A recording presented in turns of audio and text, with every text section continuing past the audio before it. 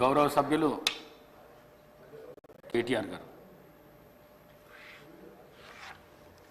అధ్యక్ష, అవకాశం ఇచ్చినందుకు ధన్యవాదాలు. ఇది అతి ముఖ్యమైన సమస్య, రాష్ట్రంలోని లక్షలాది రైతు కుటుంబాలకు సంబంధించిన సమస్య అధ్యక్ష. కాబట్టి సవివరంగా చర్చకు అనుమతి ఇవ్వాలని మిమ్మల్ని నేను కోరుతా ఉన్నా అధ్యక్ష.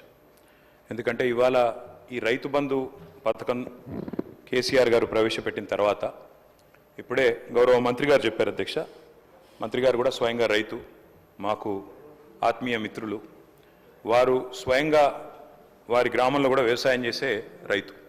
కాబట్టి ఇంత ముఖ్యమైన సమస్యకు సంబంధించి మరి సావధానంగా దయచేసి వినాలని, సాకల్యంగా మాకు చెప్పాలని గౌరవ మంత్రి గారిని, ప్రభుత్వాన్ని నేను కోరుతా ఉన్నా అధ్యక్ష. మేము ఏదైనా నిర్మాణాత్మక సూచనలు చేసినా, మేము కొద్దిగా విమర్శనాత్మకంగా మాట్లాడినా అది రైతులను వారి ప్రయోజనాలను కాపాడడానికే తప్ప మీ మీద దుమ్మెత్తిపోయడానికో ఇంకోటో కాదు. దయచేసి మంత్రి గారు సద్విమర్శగానే తీసుకోండి, నిర్మాణాత్మకంగా తీసుకోండి.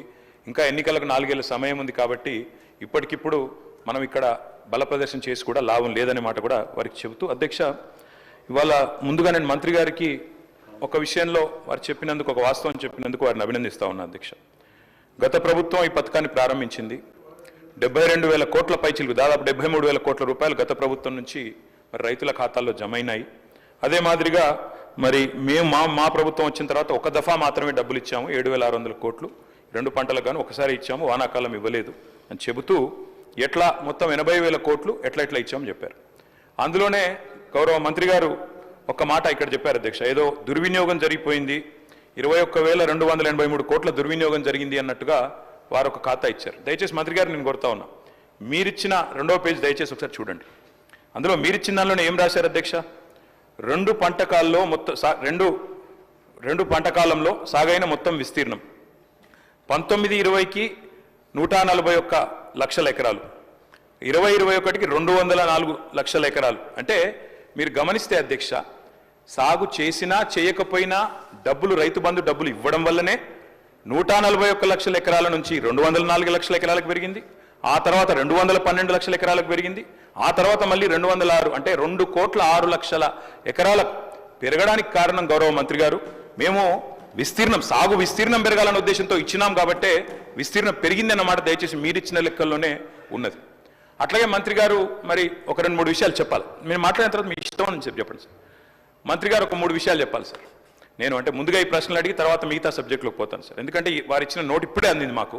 ఇప్పుడే అందిన నోట్లో మాకు లేవనెత్తిన మాకున్న సందేహాలు, మాకున్న అనుమానాలు ముందుగా చెప్పి మంత్రి గారు ROFR గురించి ప్రస్తావించింది అధ్యక్ష. గౌరవ పెద్దలు తెలంగాణ తొలి ముఖ్యమంత్రి కేసీఆర్ గారి నాయకత్వంలో ఆనాడు ROFR చట్టం కింద 4.5 లక్షల మంది గిరిజన బిడ్డలకు పోడు పట్టాలిచ్చిన ఘనత బీఆర్ఎస్ ప్రభుత్వాన్ని, ఘనత కేసీఆర్ గారి నాయకత్వాన్ని అధ్యక్ష.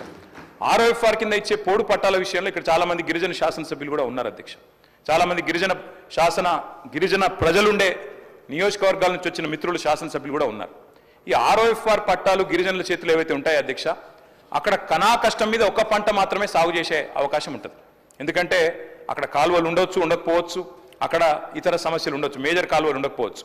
కాబట్టి కష్టం మీద అక్కడ పండేది ఒక పంట, అది కూడా చాలా కష్టంతో వాళ్ళు చేసుకుంటారు. దాదాపు 6-7 నెలలు తనలాడతారు, అక్కడ పండేదే ఒక పంట.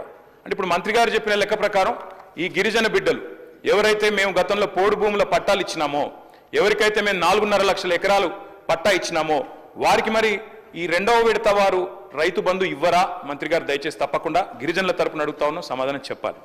అదేవిధంగా అధ్యక్ష, మంత్రి గారికి తెలుసు వారు స్వయంగా రైతు. పత్తి అధ్యక్ష, కంది పత్తి అయితే దాదాపు 45 లక్షల ఎకరాల పండుతుంది అధ్యక్ష తెలంగాణలో.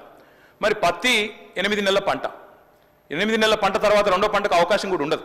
అంటే ఇప్పుడు మంత్రి గారు చెప్పిన లెక్క ప్రకారం మరి పత్తి రైతుకు 45 లక్షల ఎకరాల్లో సాగు చేసే పత్తి రైతుకు ఒకటే పంటకి ఇస్తామన్నట్టుగా ఉన్నది. ఈ విషయంలో కూడా వారు మా సందేహం నివృత్తి చేయాలి. ఒకటే పంటకి ఇస్తారా, 2 పంటలకు ఇస్తారా?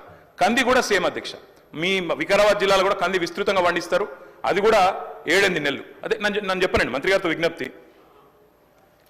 ఇంకో రకంగా వెళ్ళొద్దు, ఇది కేవలం మేమేమీ చెప్పలేదు.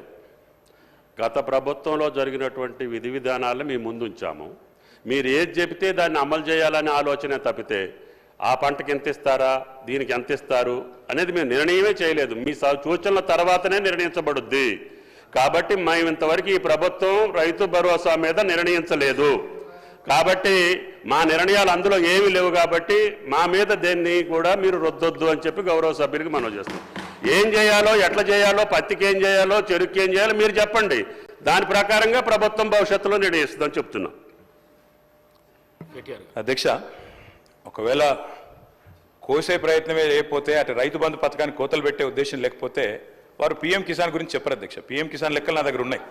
పీఎం కిసానే ప్రామాణికంగా తీసుకుంటే అధ్యక్ష దాదాపు 25% మంది రైతులకే వస్తుంది తెలంగాణలో. ఇప్పుడు వస్తున్న రైతుల్లో 25% మందికి వర్తిస్తుంది ఒకవేళ పీఎం కిసాన్ మార్గదర్శకమే మీకు మార్గదర్శకం అయితే. మంత్రి గారి స్టేట్మెంట్లోనే పీఎం కిసాన్ గురించి చెప్పినారు కాబట్టి పీఎం కిసాన్ అనేది చెప్పాము. ఇవ్వమంటే ఇస్తాం, ఇవ్వమంటారా, వద్దంటారా మీ ఇష్టం అంటున్నా. మేము అది కోత ఇస్తాము, కోతలు విధిస్తామని మేము అందుట్లో చెప్పామా?